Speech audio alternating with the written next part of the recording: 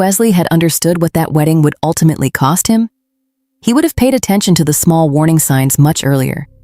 Because the real problem didn't begin at the wedding. That night was only the exposure. The truth had been building quietly for months, in small moments, in subtle dismissals, in things that seem harmless when you trust someone completely. And Aaron trusted completely. Too completely. The moment that finally planted the first real doubt happened on a cool Saturday evening in early November. The kind of evening where the air already smells like winter. They were getting ready in their apartment. Olivia was standing in front of the mirror, carefully adjusting her makeup, her tone unusually sharp.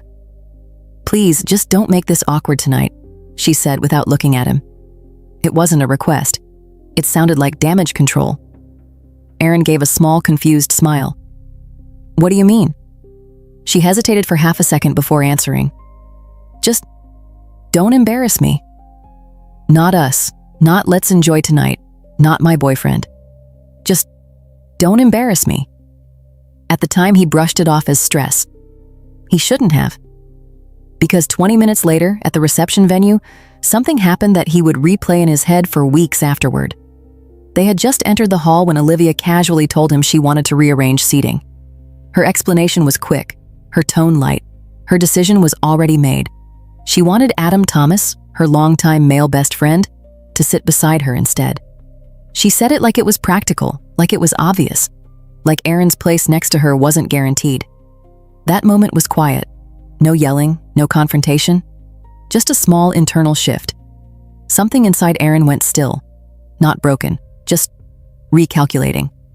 He didn't argue, didn't question her in front of others, didn't create tension. He simply said, "I need some air," and walked outside. No drama, no accusation, just distance. By the time he reached the parking lot, his phone was already vibrating. 2 missed calls, then another, then messages, then voice notes. When he finally sat inside his car and looked at his screen, there were 11 notifications. He listened to the voicemails in silence. First came irritation. "Why did you just leave like that?" Then defensiveness. "You misunderstood." Then softening. "I didn't mean anything by it." Then urgency. "Can you please just come back?" Then fear. "I need you to answer me." By the last message, she was crying openly. "I didn't mean to hurt you, please don't shut down on me." Aaron didn't respond. Not because he wanted revenge, not because he wanted control, but because for the first time, a thought appeared that he couldn't ignore. Why did she sound more afraid of losing the situation than losing him? That question stayed with him, and it would change everything.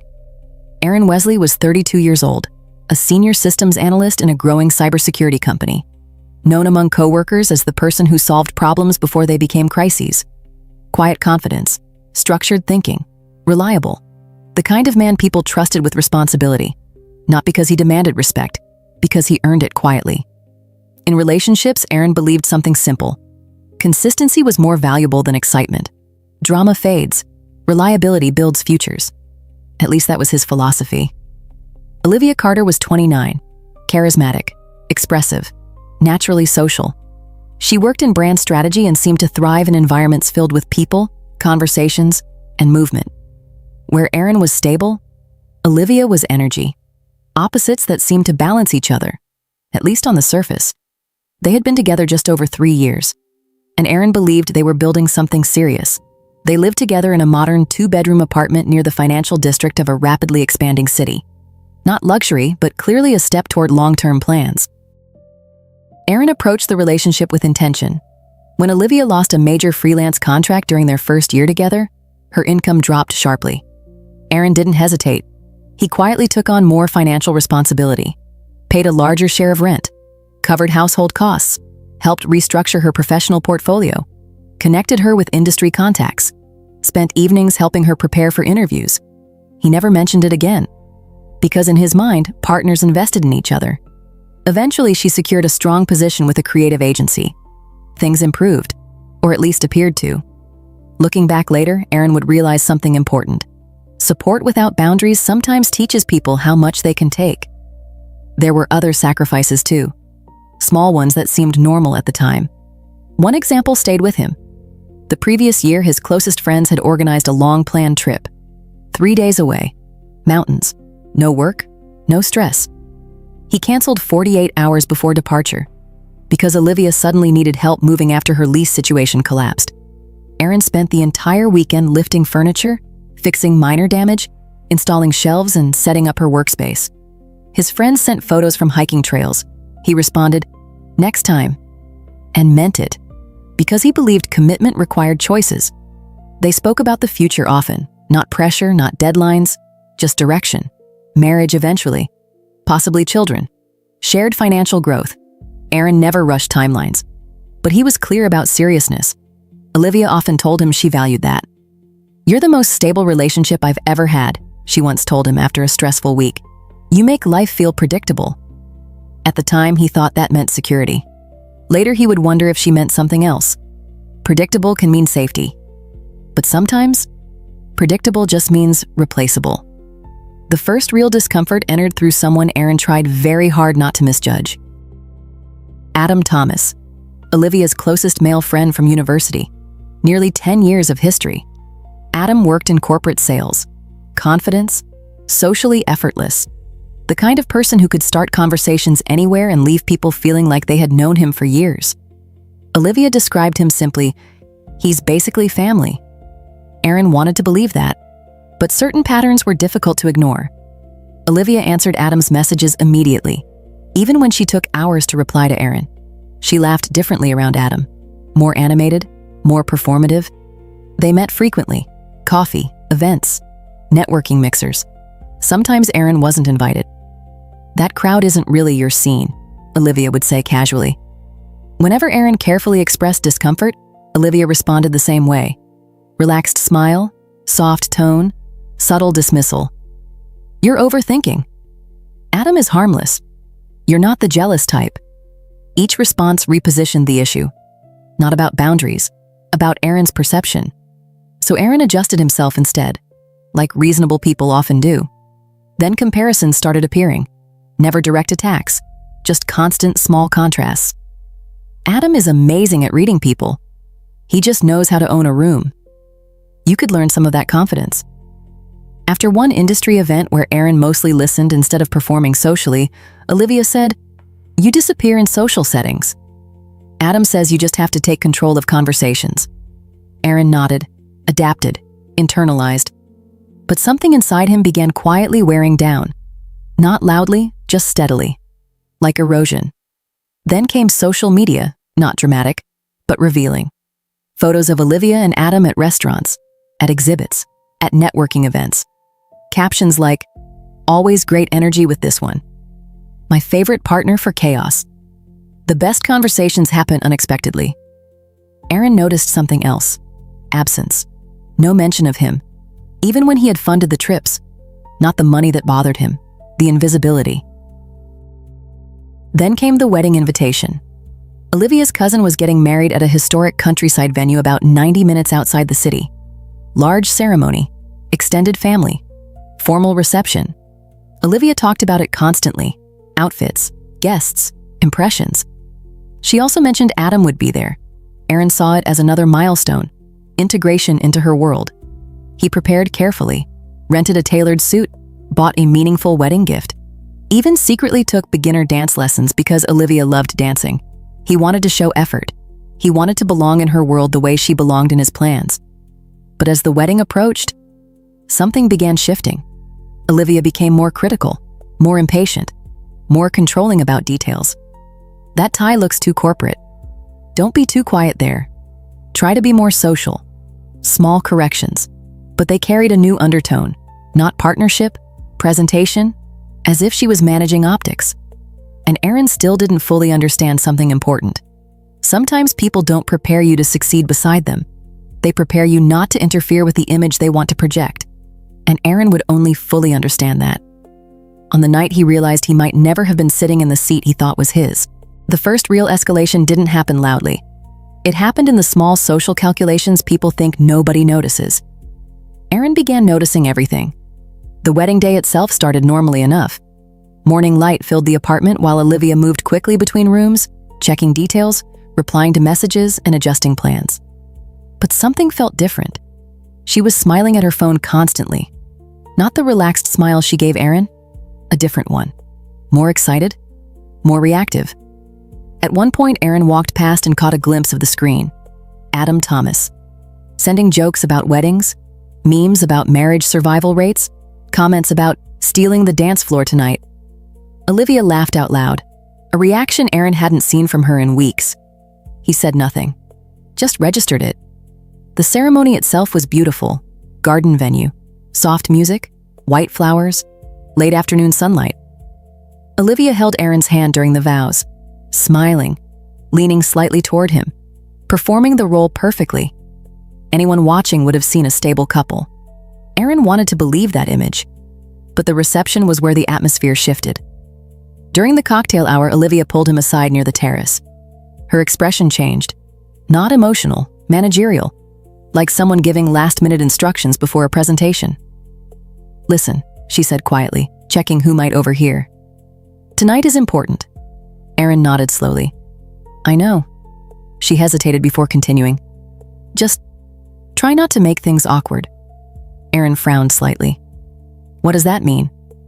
Olivia exhaled like she was explaining something obvious. "My family is very social. They like strong personalities." Aaron didn't answer. She continued. "Adam is really good in situations like this. He knows how to talk to everyone." There was a pause.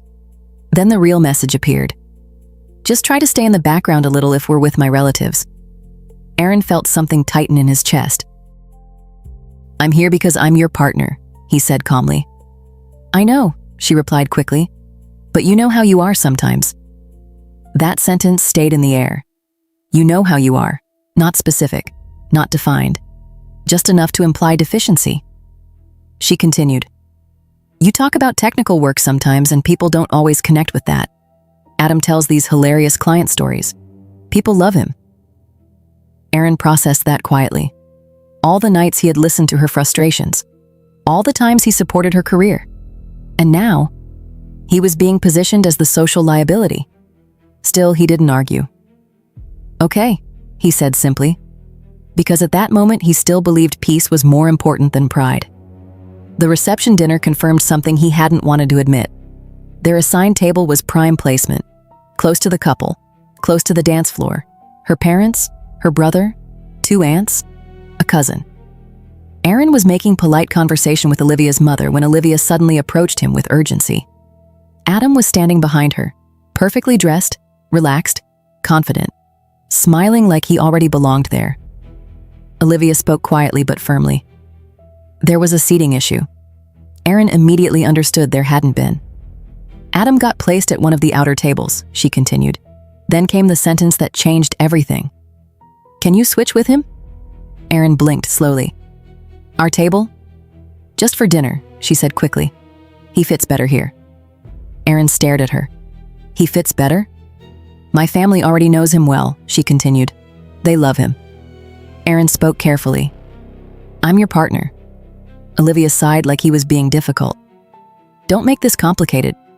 Aaron noticed something then. She wasn't asking. She was managing. Adam said nothing, just watched, waiting, confident. Aaron asked one simple question. "Why does he need my seat?" Olivia answered instantly. "He's outgoing. He'll keep the energy up." "You know you're more reserved." Then she added something that cut deeper. "And honestly, he'll make a better impression." That was the first public humiliation, and everyone close enough could feel something happening. Aaron noticed Olivia's father watching quietly, Adam slightly adjusting his jacket. Olivia is crossing her arms, waiting, like this was a test. Aaron felt anger rising, but something else was rising faster. Clarity. For the first time, he wasn't reacting emotionally. He was observing. Adam wasn't just attending. He was replacing, positioning himself, and Olivia was allowing it, possibly encouraging it. Aaron realized something important in that moment. Respect rarely disappears suddenly. It erodes slowly, until one day someone tests whether it's still there. Olivia pushed once more. "Don't be selfish," she said quietly. "This is family." Then she delivered the final justification. "Adam's been through a tough breakup. He needs support. You're fine on your own." That sentence changed something permanently. Aaron understood the hierarchy instantly. He was stable, therefore expendable. Adam was exciting, therefore prioritized. Aaron didn't argue, didn't defend himself, didn't negotiate. He simply nodded slowly. "If that's what you want," he said calmly. Olivia relaxed slightly, assuming compliance. That was her mistake. Aaron picked up his jacket, looked at Adam briefly, not with anger, not with jealousy, just recognition. Then he said something simple, "Enjoy the evening," and walked away. No scene, no raised voice, no emotional reaction, which somehow made it more uncomfortable, because calm withdrawal often feels more final than anger. As Aaron walked through the reception hall, he felt eyes following him.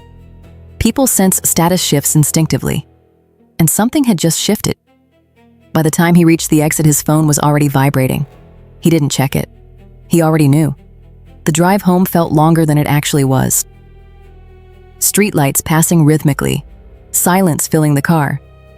For the first time, Aaron wasn't trying to justify her behavior. He was replaying patterns, the comparisons, the exclusions, the subtle positioning. The way Adam always appeared slightly ahead of him socially. The way Olivia seemed to admire that difference. He asked himself something honestly for the first time. Had she been slowly replacing him while he was busy trying to be supportive? The thought didn't create rage. It created something worse. Emotional distance. By the time he reached the apartment, his phone showed 14 missed calls, 8 messages, 5 voice notes. He finally listened to one. Her voice was shaking. "Where did you go?" Another. "Why are you doing this?" Another. "You misunderstood everything." Then one that made him pause. "Adam said you overreacted." Aaron stopped the recording. That detail mattered. Why was Adam involved in interpreting Aaron's reaction? Why was Adam part of that conversation at all? That was the first real suspicion. Not jealousy, pattern recognition. That night, Aaron didn't sleep much. Not because he was heartbroken, because he was thinking, reviewing, connecting details he had ignored. And for the first time, he began wondering if there were things he didn't know yet, things he had never thought to check. And that quiet thought would lead him to a decision a few days later. A decision that would change the entire balance of the relationship. Because Aaron Wesley wasn't the emotional type. He was analytical. And once analytical people start asking questions, they usually don't stop until they find answers. Aaron didn't answer Olivia that night. Not because he wanted to hurt her, because for the first time, he wanted silence more than explanations. By the time he reached the apartment parking garage, his phone had already turned into a constant vibration in his pocket. Messages first. "Where are you?" Then, "This is ridiculous. Come back." Then, "You're making this worse than it is." He sat inside the car with the engine running and finally listened to the voice messages. The first one sounded irritated. "Aaron, seriously? You just left? Adam just handles social situations better, that's all. Call me." The second sounded defensive. "My family is asking where you went. You're making this awkward." The third tried to sound calm. "You're upset, but it's not a big deal. Adam is just sitting here. Please answer." The fourth softened. "I'm sorry if it came out wrong." The fifth cracked slightly. "Why are you ignoring me?" The sixth changed tone completely. Now she was crying. "I'm getting worried. Please just tell me you're okay." Aaron replayed them once more. Not emotionally, analytically, and something became very clear. She never once said, "I understand why that hurt you." She never once said, "I shouldn't have done that." Every message focused on the event, the optics, the discomfort, the inconvenience, not him. And in that moment, Aaron understood something that took him 3 years to see. Olivia wasn't apologizing for hurting him. She was apologizing because the evening wasn't unfolding the way she planned. That realization didn't make him angry. It made him calm. Dangerously calm. Because once someone stops trying to be understood, they often start trying to understand instead. Aaron deleted the messages, turned off his phone, and went upstairs. That night, he didn't try to resolve anything. Didn't text, didn't explain, didn't argue. Instead, he did something very uncharacteristic. He packed a small bag, clothes, laptop, documents, essentials. Then he left again. Not dramatically, quietly, checked into a small business hotel 15 minutes away, because he knew something important. People reveal themselves more clearly when they think you're not present. The next morning, Aaron sent only one message. "We need space. I'll collect my things this week. Please don't contact me for now. No accusations, no emotional paragraphs, no debate." Then he muted notifications, not as punishment, as an observation strategy. That was the first real shift. He wasn't reacting anymore. He was stepping back. Aaron used the following days differently than he normally would. He didn't chase closure. He didn't demand explanations. He didn't talk to mutual friends. Instead, he did what came naturally to him. He analyzed patterns. He returned to the gym after months of neglect. Long workouts, structured routines, clear thinking. Physical effort has a way of organizing emotional chaos. During those quiet hours, he began asking himself different questions. Not, "Why did she do this?" but, "When did this actually start?" That question changed everything. Aaron began mentally replaying last year. The small comparisons, the social positioning, the subtle preference for Adam's personality, the way Olivia seemed to admire unpredictability, the way stability slowly became something she expected rather than valued. And another thought appeared. Had Adam simply taken an opportunity, or had he been creating one? Aaron didn't know yet, but he started noticing something else: timing patterns. Adam appeared most often when Olivia was uncertain, when she needed validation, when she wanted attention, and Aaron began wondering something new. Was Adam reacting to the situation, or quietly shaping it? Information started reaching Aaron without him asking. That surprised him. Mutual acquaintances began mentioning things casually, not gossip, observations. One friend mentioned Olivia had spent most of the reception dancing with Adam after Aaron left. Another mentioned Adam had been unusually attentive to Olivia's relatives, collecting contacts, discussing business, positioning himself socially. That detail interested Aaron, not emotionally, strategically. Adam wasn't just social, he was opportunistic. Then came a detail that Aaron couldn't ignore. Someone mentioned Adam had become overly physical on the dance floor. Nothing extreme, but noticeable enough that Olivia's cousin had intervened quietly. That didn't match Olivia's just friends narrative. Aaron filed that information mentally, not reacting, just storing. Because once someone begins observing instead of trusting blindly, small details become data. About a week later, another piece reached him. Apparently, Adam and Olivia had argued shortly after the wedding. No one knew the full story, but fragments surfaced. Adam had been leveraging Olivia's family connections for business leads. When she pushed for emotional reassurance afterward, he reportedly pulled back. One comment repeated through their circle caught Aaron's attention. "You're fun socially, but you're complicated." Aaron recognized the pattern instantly. Adam liked access, not responsibility, excitement, not stability. And Aaron realized something ironic. The very qualities Olivia had once criticized him for were the same qualities Adam seemed unwilling to offer. That realization wasn't satisfying, just clarifying. Meanwhile, Olivia's situation seemed to destabilize. Work issues, missed deadlines, social withdrawal, nothing dramatic, just small fractures. Aaron didn't celebrate that, because by now something else had replaced his anger: detachment. He wasn't trying to win anymore. He was trying to understand what he had ignored and what he had allowed. That realization mattered more. One evening, Aaron wrote something in a notebook he had started keeping. Not about Olivia, about himself. Where did I accept less than I should have? That question became more important than anything she had done. Because Aaron began understanding something difficult. People rarely cross boundaries that don't first get quietly lowered. And he had lowered many, without noticing. By the end of that week, something fundamental had changed. Aaron wasn't trying to repair the relationship anymore. He wasn't trying to prove his value. He wasn't trying to compete. For the first time, he was trying to see clearly. And clarity changes power. Because emotional reactions create chaos, but observation creates advantages. And Aaron Wesley was very good at understanding systems once he stepped outside them. That was the week everything began shifting. Because that was the moment Aaron stopped trying to save what he thought he had and started trying to understand what was actually happening. And what he would discover next would make that wedding look like the least important problem.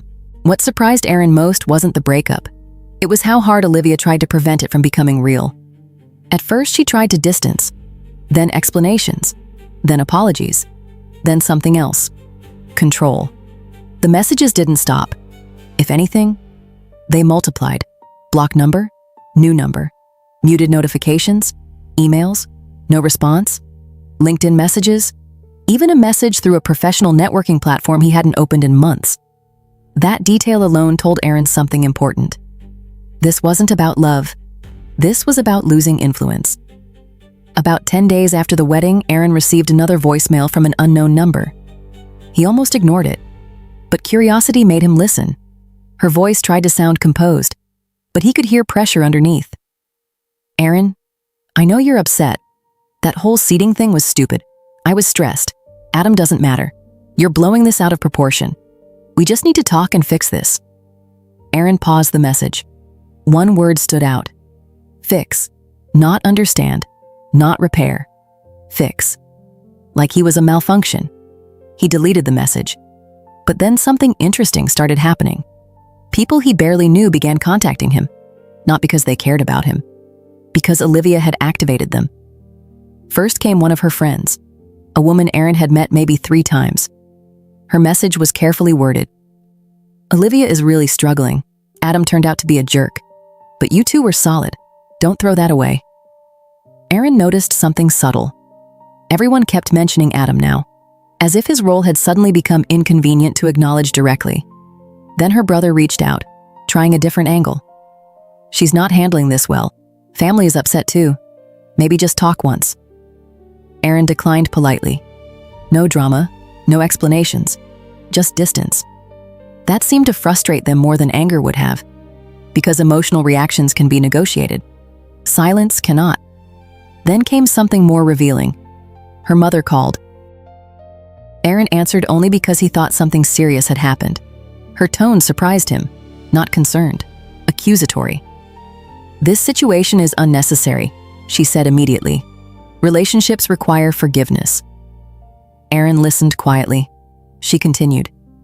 "Ending things over seating at a wedding is immature." Aaron realized Olivia had framed the story strategically. Reduced, simplified, repositioned. Aaron responded calmly. "With respect, this wasn't about seating." She ignored that. She apologized. "What more do you want?" There it was. The real question. Aaron answered honestly. Accountability. Silence followed, then irritation. Nobody is perfect. Aaron ended the call politely. But something had become very clear. Olivia wasn't just trying to reach him. She was trying to manage the narrative. A few days later, she appeared at his apartment unexpectedly. Aaron saw her through the security camera before she rang. He didn't open the door. He observed. She knocked, waited, knocked again. Her voice changed between attempts. Soft pleading, then regret, then urgency. "I know you're inside. I made a mistake." Adam showed his real side. That detail caught Aaron's attention. Interesting timing. She continued. "You were right about him." Aaron didn't move. She added something revealing. "We can go back to how things were." That sentence confirmed everything. Not, "Let's build something better," but, "Let's restore the previous dynamic." Aaron said nothing. After 20 minutes, she left. That silence frustrated her more than any argument could have.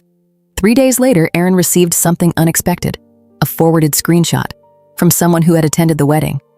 It showed messages Adam had sent to Olivia days after the event. The tone was completely different from his public charm. Cold, dismissive. One sentence stood out. "You're fun in social settings, but you're emotionally high maintenance." Another, "Don't confuse attention with commitment." Aaron read it twice. Not with satisfaction, with clarity. Adam hadn't been competing.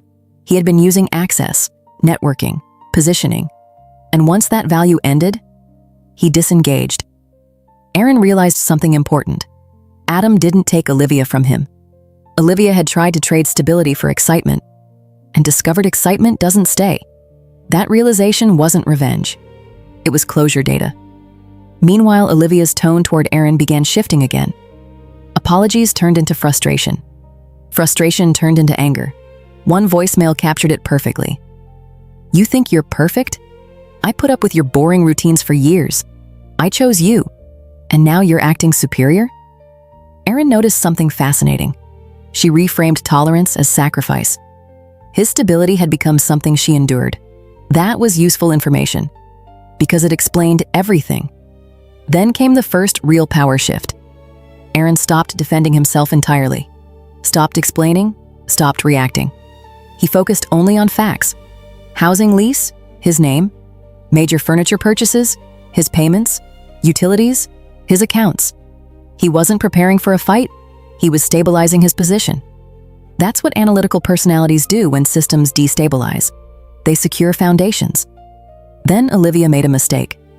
During one of her angry messages, she said something revealing. I introduced you to my world. Erin paused that message. That sentence revealed how she saw the relationship.